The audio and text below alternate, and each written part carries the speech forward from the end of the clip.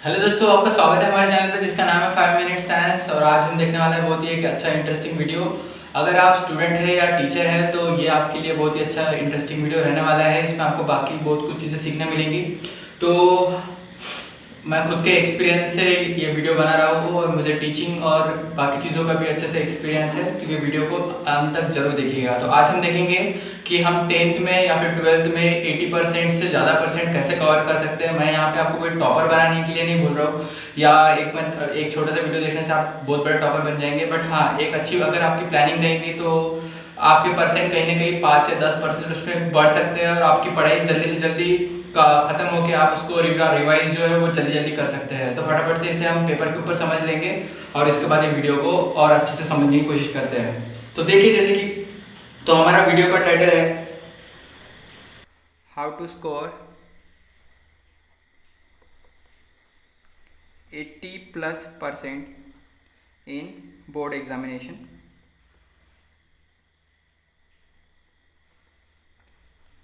इन 6 months।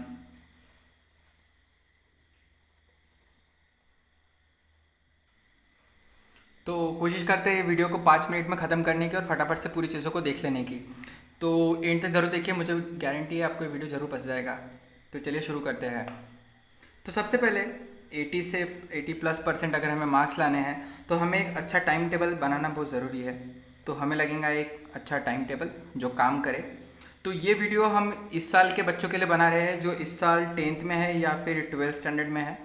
तो अभी जैसे कि ये वीडियो आ रहा है तो अभी कुछ सितंबर अगस्त तो अभी एंडिंग में है, मतलब अभी सितंबर के ऑनवर्ड टाइम है। तो गिन लेते हैं हमारे पास महीने कितने हैं। तो अभी हमारे पास है सितंबर, अक्टूबर, नवंबर, दिसंबर, जनवरी और यहाँ पे है फरवरी और यहाँ पे आ जाएगा मार्च।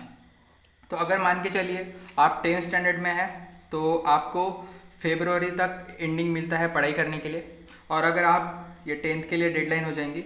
अगर आप 12th स्टैंडर्ड में है तो आपको जनवरी एंडिंग तक के लिए मिलता है, तो ये आपके लिए डेडलाइन हो जाएंगी अगर 12th स्टैंडर्ड के लिए है। तो अगर आपके पास महीने देखें तो काउंट कर लेंगे 1 2 3 4 5।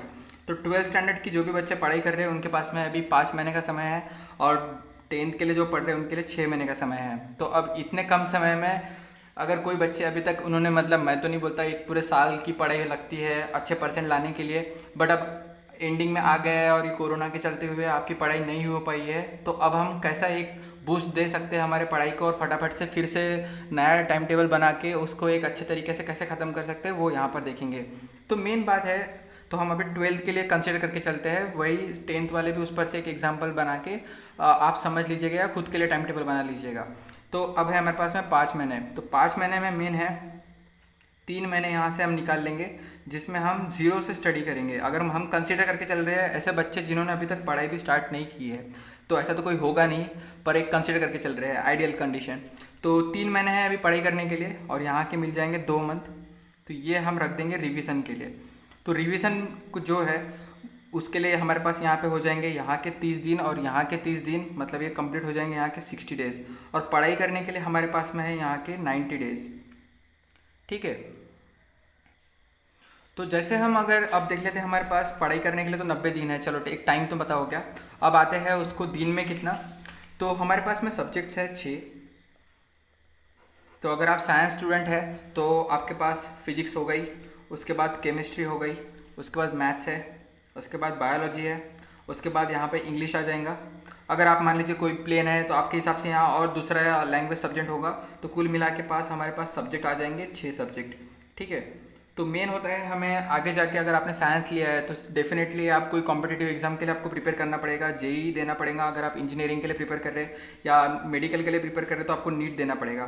तो इसके लिए हमें कंपलसरी लगता है फिजिक्स भी लगता है और केमिस्ट्री भी लगता है। तो ये सबसे पहले तो 2 बहुत मजबूत सब्जेक्ट चाहिए अगर आपको ये एग्ज़ाम को क्वालिफाई करना है। और उसके बाद मैथ्स आपको सपोर्ट में चाहिए अगर आप इंजीनियरिंग करना है। तो हमारा मेन फोकस जो होगा वो ये 3 सब्जेक्ट पे होगा। अगर आप मेडिकल करना चाहते हैं तो आप मैथ्स को बदल के बायोलॉजी उसकी जगह पे पकड़ के ये टाइम टेबल को अरेंज करना। ठीक है।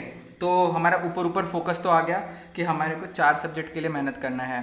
तो अगर आप जेई के लिए कर रहे हैं तो आपको 3 सब्जेक्ट के लिए मेहनत कर रहे हैं। तो हम कंसिडर करके चलते हैं जेई, उसमें 3 सब्जेक्ट कंसिडर करेंगे, फिजिक्स, केमिस्ट्री और मैथ। तो अब यहाँ पे आ जाता है हमारे पास में हफ्ते में रहते हैं 7 दिन। तो कंसिडर कर लेंगे यहाँ से यहाँ तक के। तो यहाँ पे आ गया हमारा मंडे, ये आ गया ट्यूसडे, वेडनेसडे, यहाँ पे आ गया थर्सडे, यहाँ पे आ गया फ्राइडे, ये सैटरडे आ गया और ये संडे आ गया। तो आपको हमेशा याद रखना है संडे आपको खुद के लिए ब्रेक देना है, तो उस दिन हम कंसिडर कर लेंगे हॉलीडे। इस दिन हम हमारी पढ़ाई नहीं करेंगे, ठीक है। उसके बाद में आ जाएंगे मंडे। सो मंडे से थर्सडे तक के, तो यहाँ पर ये जो 4 दिन है, 1 2 3 4, तो इन 4 दिनों में हम क्या करेंगे, यहाँ पर एक सब्जेक्ट कंटिन्यूस पढ़ेंगे। उसके बाद में सेकंड सब्जेक्ट पे यहाँ पे एक कंटिन्यूस पढ़ेंगे। और फ्राइडे के दिन जो मैंने यहाँ पर मान के चलिए इसे ए सब्जेक्ट बोलते हैं, तो मैं यहाँ पर ए सब्जेक्ट जो भी मैंने 4 दिनों में पढ़ा वो ए सब्जेक्ट की रिवीजन मैं यहाँ पे करूँगा, किस दिन, फ्राइडे के दिन। और उसके बाद में मैं सेकंड सब्जेक्ट जो है यहाँ पे बी सब्जेक्ट जो मैंने इसके साथ पैरेलल में पढ़ा 4 दिन, उसकी रिवीजन मैं यहाँ पे बी के दिन करूँगा। तो आप यहाँ पर एक को फिजिक्स दे दीजिए और एक को केमिस्ट्री दे दीजिए, क्योंकि ये ही जो है बेसिस बनाते हैं 12th स्टैंडर्ड का, और इसमें ही आपको अच्छा स्कोर होना चाहिए। अब उसके बाद में अब जो है, तो ये जो आपका बी सब्जेक्ट है इसकी रिवीजन हमने यहाँ पर कर लिए। तो अब मेन बात है, हम यहाँ पे 4 दिन, तो अब आपको हफ्ते का स्ट्रक्चर तो पता चल गया कि आपको 4 दिन पढ़ाई करनी है, और फ्राइडे के दिन फर्स्ट सब्जेक्ट की रिवीजन करना है, सैटरडे के दिन दूसरे सब्जेक्ट की रिवीजन करना है, और संडे के दिन खुद का है। इस दिन हमें कोई काम नहीं करना है, ठीक है। तो अब देखेंगे हम यहाँ पर ये सब्जेक्ट को अरेंज कैसे किया जाए। तो सबसे पहले आपको एक चीज़ याद में रखना है, जो हमारा ए सब्जेक्ट था और एक हमारा बी सब्जेक्ट था, तो अब हम कैलकुलेट कर लेंगे कितना, तो एक दिन में हमें कितना घंटे तक हम मैक्सिमम पढ़ सकते हैं। तो एक्सपेरिमेंट के हिसाब से पता चला है कि हम 8 घंटे के से ज़्यादा अगर पढ़ेंगे तो भी हमें याद नहीं रहेगा, तो बहुत हो गया, तो मैक्सिमम हम 8 घंटे अच्छे से पढ़ सकते हैं। तो हम अब इसे भी इतना भी ज़्यादा पढ़ाई नहीं, हम इसे 6 घंटे में कन्वर्ट कर लेते हैं मैक्सिमम। तो हमें 6 से लेकर 8 घंटे के बीच का एक टाइम शेड्यूल बनाना है एक दिन का, ठीक है। तो हमारे पास में अगर पकड़ के चले तो बीच का ले लेंगे 7 घंटे, तो एक दिन में हमें 7 घंटे इतनी पढ़ाई करनी है। तो अब उसे हम ये सब्जेक्ट में कैसे डिवाइड करें, तो मेन आ जाएंगे यहाँ पर। वीडियो को पूरा जब एंड तक देखेंगे तभी आपको समझ में आएगा ये फार्मूला कैसे वर्क करेगा, अदरवाइज़ इतने में से आपको, इसलिए वीडियो को एंड तक ज़रूर देखिएगा। मैं बहुत आराम से एक एक चीज़ को कंसिडर करके बताऊंगा। अगर आप यहाँ पे 5 मिनट देंगे तो आपके साल के 1-2 महीने बच जाएंगे, ठीक है। तो जैसे कि ए सब्जेक्ट है यहाँ पर, तो कंसिडर करके चलते ये हमारा हार्ड सब्जेक्ट है। तो जैसे अभी आपको फिजिक्स या केमिस्ट्री में जो भी हार्ड लगता है उसे एक कंसिडर कर लीजिए हार्ड, और बी वाला सब्जेक्ट इसे थोड़ा इजी कंसिडर कर लीजिए। तो आपको मेंटेन करना है, एक सब्जेक्ट हार्ड मेंटेन करना है, एक सब्जेक्ट इजी मेंटेन करना है, ठीक है। अब हमारे पास में 7 घंटे है, तो हम क्या करेंगे, एक साथ में मैं सिर्फ 1.5 घंटे जो है वो वन टाइम पे बैठूंगा पढ़ाई करने के लिए। तो मैं स्लॉट में बैठूंगा 1.5 घंटे के। तो यहाँ पे हो गया मेरा 1.5 घंटा, प्लस यहाँ पे हो गया फिर से 1.5 घंटा, और फिर से यहाँ पे हो गया प्लस 1.5 घंटा। तो ये हो गया मेरा टोटल मिला के 4.5 आवर, 4.5 घंटे, ठीक है। उसके बाद जो मेरा इजी सब्जेक्ट है इसको मैं फिर से करूँगा 1.5 घंटा प्लस 1 घंटा, तो ये हो जाएगा मेरा 2.5 घंटे दोनों को मिला के। तो अगर हम दोनों को जोड़ लेंगे आपस में तो मेरी स्टडी निकल के आएंगी कि मैंने बराबर 7 घंटे इतनी पढ़ाई किया, ठीक है। तो अब निकाल लेते हैं हमें एक हफ्ते में टाइम कितना मिलेगा एक सब्जेक्ट पढ़ने के लिए। तो मेन मिलेगा, मान के चलिए हमारा पहला सब्जेक्ट फिजिक्स था, तो फिजिक्स के लिए अगर मैं रोज़ 4.5 घंटे बैठ रहा हूँ, मतलब ए सब्जेक्ट के लिए, तो मुझे यहाँ पे फिर से 4.5 मिलेगा, फिर से 4.5 मिलेगा, और फिर से 4.5 मिलेगा। तो मुझे 4 दिन का अगर मैं कैलकुलेट कर लूँ ऊपर तो यहाँ पे आ जाएगा, ये तो 16 हो गए और 2 18 हो गए। तो मुझे 18 घंटे मिल रहे हैं एक वीक के लाइन पे, एक वीक के टाइम लाइन पर पढ़ाई करने के लिए, ठीक है। और दूसरे सब्जेक्ट का अगर लेंगे तो यहाँ पे 2.5 है, यहाँ पर 2.5 है, यहाँ पर 2.5 है, और यहाँ पर 2.5 है, तो ये हो जा रहे हैं 10 घंटे। तो आपको क्या करना है, 2 दिन आपको फिजिक्स को हार्ड में, मतलब ये वाले स्लॉट में चलाना है, और 2 दिन आपको ये वाले स्लॉट में चलाना है। फिर आप क्या करेंगे, ये एक लाइन मेंटेन करेंगे। फिर एक दिन क्या करेंगे, हम यहाँ पर इसको यहाँ पर चलाएंगे और इसके साथ इसको कंटिन्यू कर लेंगे यहाँ पर, तो ताकि टाइम दोनों को इक्वल मिल सके। तो अगर दोनों का टाइम जोड़ लिया जाए तो दोनों का अप्रोक्सीमेटली टाइम कितना मिलेगा, तो हमें मिलेगा टाइम यहाँ के मिल जाएंगे 5 घंटे, और यहाँ के मिल जाएंगे 9 घंटे, तो टोटल मिल जाएंगे हमें 14 घंटे एक सब्जेक्ट के लिए। ठीक है, तो आपको तो समझ में आ गया होगा ऊपर ऊपर मैं क्या बोलना चाह रहा हूँ। तो ये हो गया हमारा वीक के हिसाब से। तो अब ले लेते थोड़ा सा टाइम को और खोल देते हैं। तो एक फास्ट में फिर से देख लेंगे। ये आ गया हमारा मंडे, ये आ गया हमारा Tuesday, Wednesday, Thursday, Friday and Saturday and this is Sunday. तो यहाँ से यहाँ तक के मैंने एक सब्जेक्ट पढ़ लिया। तो इसे मैंने लिया 14 आवर्स में। मैंने अभी आपको बता दिया 14 घंटे कैसे मिलेंगे एक सब्जेक्ट के लिए। उसके बाद में मैंने 20 सब्जेक्ट को भी ले लिया, वो भी आ गया यहाँ पे 14 घंटे के लिए। 14 घंटे काफ़ी है, ठीक है। उसके बाद में फ्राइडे को पूरी रिवीजन कर लिए जो भी हमने इन 14 घंटे में पढ़े हैं। सैटरडे को भी सेकंड सब्जेक्ट की रिवीजन कर लिए जो भी हमने 14 घंटे में पढ़े हैं। अब हमें देखना है कि 14 घंटे में हमें करना क्या है एक्चुअली। तो जैसे कि अगर मैं एक फिजिक्स का ही एग्जाम्पल ले लूँ, तो ये है हमारी फिजिक्स की महाराष्ट्र की स्टेट बोर्ड की बुक है, टेक्स्ट बुक है। तो इसमें अगर आप देखेंगे लेसन के हिसाब से, तो यहाँ पर अगर आप देख पा रहे हैं अच्छे से, तो यहाँ पे कुल मिला के 16 लेसन आपको दिख रहे हैं, ठीक है।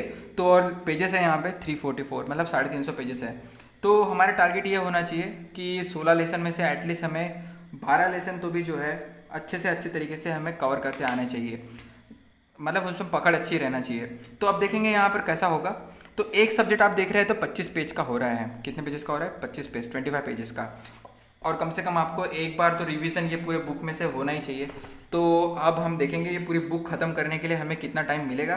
तो जब हमने देखा था पूरा 3 महीने का शेड्यूल बनाए थे हमने, 90 दिनों का, 90 दिन थे हमारे पास पढ़ने के लिए। तो उसमें अगर हम हफ्ते देखेंगे तो हर महीने में हमारे पास 4 हफ्ते हैं, 1 2 3 एंड 4, ठीक है। अब थोड़ा ध्यान से सुनिए। तो यहाँ पर हमें एक वीक में फिजिक्स का एक लेसन कंप्लीट करना है, केमिस्ट्री का एक लेसन कंप्लीट करना है। समझ में आ रही है आपको बात? ओके। अब यहाँ पे जो आप एक एक लेसन कंप्लीट कर रहे हैं, तो इसे हम लगा लेंगे। तो हमारा एक वीक का टारगेट क्या हो गया? एक वीक का टारगेट होगा कि हमें 2 लेसन पता चल रहे, 2 लेसन समझ में आ रहे हैं, ठीक है।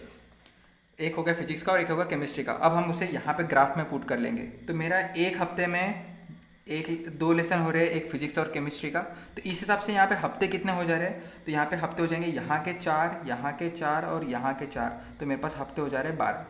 तो टोटल कितने वीक निकल रहे हैं? 12 वीक। तो 12 वीक में मेरे पास हर वीक में अगर मैं एक फिजिक्स का एक लेसन कर रहा हूँ और केमिस्ट्री का एक लेसन कर रहा हूँ, तो मेरे पास बराबर आ जाएंगे 12 लेसन फिजिक्स के और 12 लेसन केमिस्ट्री के।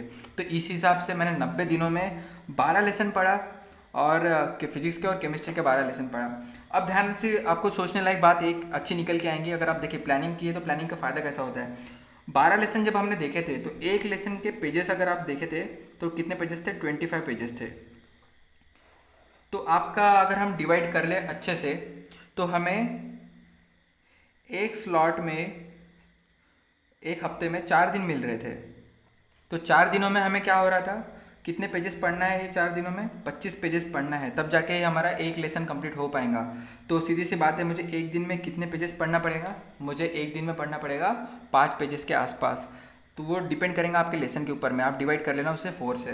तो यहाँ पे जैसा 25 पेजेस है तो यहाँ पे ये निकल के आ रहेगा अराउंड 6 पेजेस पर डे।